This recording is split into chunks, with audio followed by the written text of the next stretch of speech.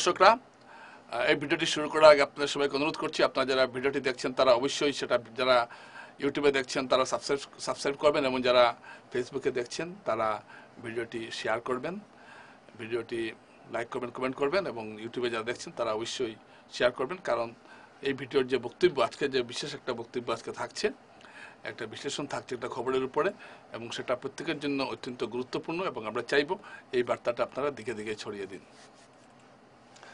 দর্শকরা, আজকে হিমন্ত বিশ্ব শর্মার একটা বক্তব্য সব পত্রপত্রিকায় বেরিয়েছে, সেটা আপনারা দেখেছেন, এবং আধার কার্ড নিয়ে তিনি যে বক্তব্যটা রেখেছেন এটা অত্যন্ত গুরুত্বপূর্ণ, এবং তিনি যে কথাটা বলেছেন, এবং এটা যদি সত্য সত্য কার্যে রূপায়িত হয় তাহলে এটা আমাদের জন্য অত্যন্ত একটা ভালো পদক্ষেপ হবে।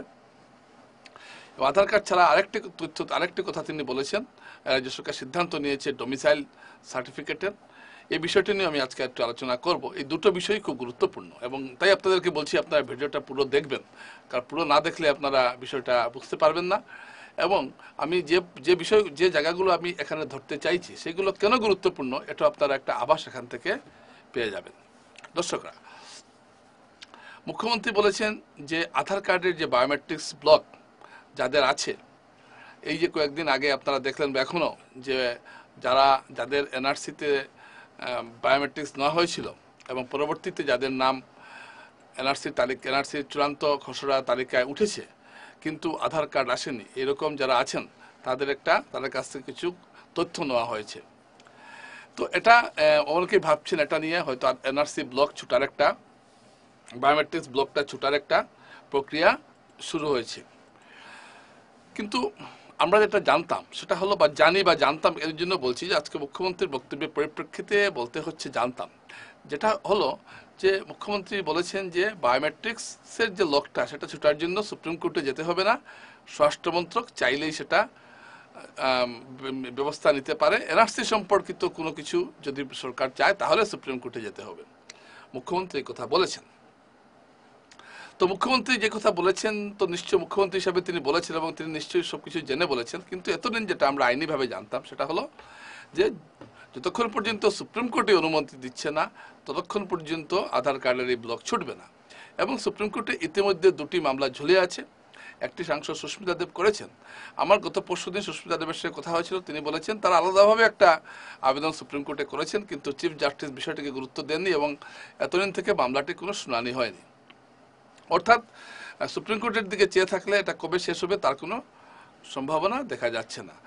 তো মুখ্যমন্ত্রী এখন বলছেন যে তিনি স্বরাষ্ট্রমন্ত্রীর সঙ্গে কথা বলেছেন, এবং তিনি স্বরাষ্ট্রমন্ত্রীকে বলেছেন যে যাদের আধার কার্ড যাদের আটকে আছে, এদের মধ্যে অনেক ছাত্রছাত্রী রয়েছে যারা উচ্চশিক্ষা প্রতিষ্ঠানে ভর্তি হতে পারছে না, এবং ভারতবর্ষের বিভিন্ন রাজ্যে চাকরির ক্ষেত্রে তারা একটা অসুবিধার মধ্যে পড়ছেন। তো মুখ্যমন্ত্রীর আশা যে শীঘ্রই স্বরাষ্ট্রমন্ত্রী এই ব্যাপারে একটা পদক্ষেপ নেবেন, এবং এইসব আধার কার্ড যাতে ব্লকটা ছুটানো যায় সেই চেষ্টা করা হবে। দর্শকরা, মুখ্যমন্ত্রী বলেছেন ঠিক কথা, কিন্তু সংশয় কিছু এখানে থেকে যাচ্ছে, সেই সংশয়গুলো আমি আপনাদের সামনে তুলে ধরছি। মুখ্যমন্ত্রী বলেছেন যে আধার কার্ড যদি আমরা ধরে নিই, মুখ্যমন্ত্রীর কথা যদি আমরা সত্যই ধরে নিই, বা তিনি যখন বলছেন, তাহলে এতদিন কেন কাজটা হলো না? 4 বছর ধরে কেন কাজটা হলো না? 4 বছর থেকে কেন রাজ্য সরকার কেন্দ্রীয় সরকারের স্বরাষ্ট্রমন্ত্রককে বললো না যে আপনার আধার কার্ডের ব্লকটা খুলে দিন? এটা নতুন কোনো ঘটনা নয়। এতদিন কি হয়েছে? যখনই কোনো মন্ত্রীকে আমরা প্রশ্ন করেছি, আমরা শিলচরে যখন মুখ্যমন্ত্রীর থেকে যখনই কোনো মন্ত্রী এসেছেন, বা আমাদের এখানকার সাংসদ বিধায়করা যখনই এসেছেন, আমাদের সঙ্গে কথা হয়েছে, সাংবাদিকদের সঙ্গে আমরা যখনই প্রশ্ন করেছি, তারা বলেছেন যে এটা বিষয়টা সুপ্রিম কোর্টে বিচারাধীন, সুপ্রিম কোর্ট দেখবে। তো সুপ্রিম কোর্ট দেখবে, আবার এখন বলা হচ্ছে এটা সুপ্রিম কোর্টে আধার কার্ডের ব্লক ছুটাতে গেলে সুপ্রিম কোর্টে যেতে হবে না, এটা স্বরাষ্ট্রমন্ত্রকই পারবে। কিন্তু সুপ্রিম কোর্ট এই ব্লকটা কেন লাগিয়েছিল? যখন প্রথম খসড়া তালিকায় যখন 40 লক্ষ লোকের নাম বাদ গিয়েছিল, তখন যখন আবার এই 40 লক্ষ লোক যখন আবার আবেদন করেছেন, তখন তাদের কাছ থেকে বায়োমেট্রিক্স নেওয়া হয়েছিল।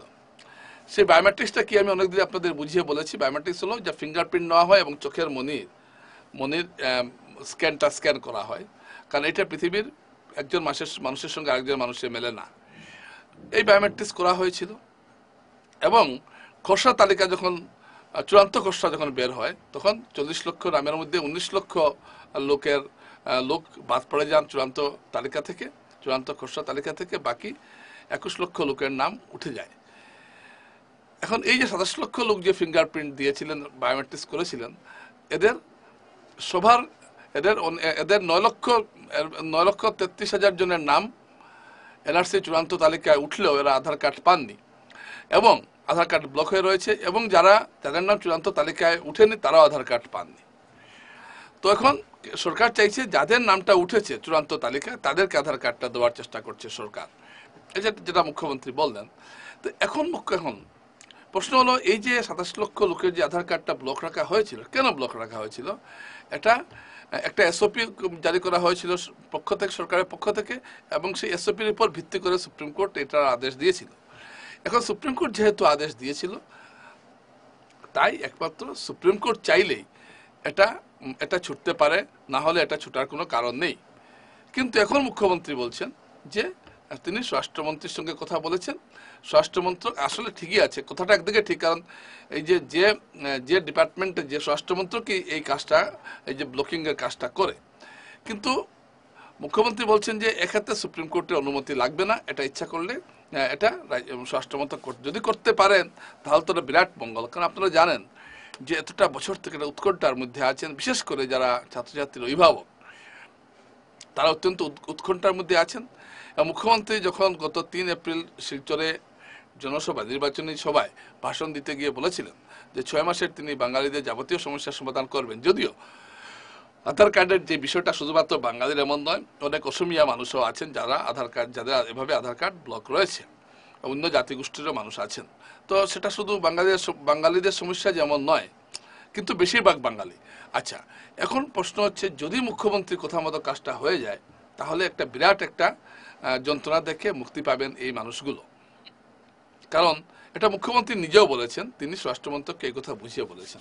তো এখানে দু একটা প্রশ্ন করাই যায় যে এইগুলো কাজ যদি একটু আগে শুরু করলে কি অসুবিধাটা ছিল? কারণ এগুলো যে চিৎকার চেঁচামেচি অনেক দিন থেকে চলছে, এত দেরি করে, যাই হোক তবুও বলছি যে বেটার দেন নেভার। কিছু না হওয়া থেকে দেরিতে হলো কিছু একটা হওয়া ভালো, কিছু একটা হোক। তো এ হলো বিষয়টা। আর ডোমিসাইলের যে বিষয়টা, আপনারা জানেন যে এখন থেকে ডোমিসাইল সার্টিফিকেটটা বাধ্যতামূলক করা হবে চাকরির ক্ষেত্রে। এতদিন পিআরসি ছিল, পার্মানেন্ট রেসিডেন্স সার্টিফিকেট, এটা দেওয়া হতো যারা ছাত্রছাত্রী তাদের জন্য দেওয়া হতো, এবং যারা বাইরের যে চাকরিজীবীরা তাদের এটা লাগতো পার্মানেন্ট রেসিডেন্স সার্টিফিকেট। 3 বছর থাকলে এটা দেওয়া হতো। এখন ডোমিসাইল সার্টিফিকেটের ব্যবস্থা করছে রাজ্য সরকার, এবং এই ডোমিসাইল সার্টিফিকেটটা কি হবে এবং কত বছর আসামে থাকলে ডোমিসাইল সার্টিফিকেট একজন পেতে পারে তার কোনো নির্দিষ্ট কিন্তু এখন নীতি প্রণয়ন হয়নি, তাই আমি এই বিষয়ে কিছু বলছি না। কিন্তু ডোমিসাইল সার্টিফিকেট যাতে বরাক উপত্যকার মানুষের কোনো সমস্যা সৃষ্টি না করে, সেটা একটা দেখার বিষয় রয়েছে। কারণ যেভাবে আমরা দেখতে পাচ্ছি যে, কারণ এখন পর্যন্ত আদিবাসিন্দাদের কোনো খিলঞ্জিয়ার কোনো সংজ্ঞা নির্ধারিত হয়নি, তাই সেক্ষেত্রে ডোমিসাইলে যদি বলা হয় খিলঞ্জিয়া, তাহলে সেটা কবে থেকে হবে সেটা একটা দুশ্চিন্তার বিষয়। তো সরকার আগে এই বিষয়ে তাদের বক্তব্য জানার পরে কিছু বলা সম্ভব হবে, কিন্তু বিষয়টা নিয়ে একটু আমরা দুশ্চিন্তায় আছি। এই জন্য আছি যে এক এক সময় একটা আইন তৈরি করা হয়, একটা আদেশ তৈরি করা হয় যেটা পুরোপুরি বরাক উপত্যকা বা বাঙালি মানুষের বিরুদ্ধে যাচ্ছে, এটাও একটা ঘটনা। যাই হোক, আমরা চাইবো যে এটা যেরকম যাতে কিছু না হয়, এটা আমরা আন্তরিকভাবে চাইবো।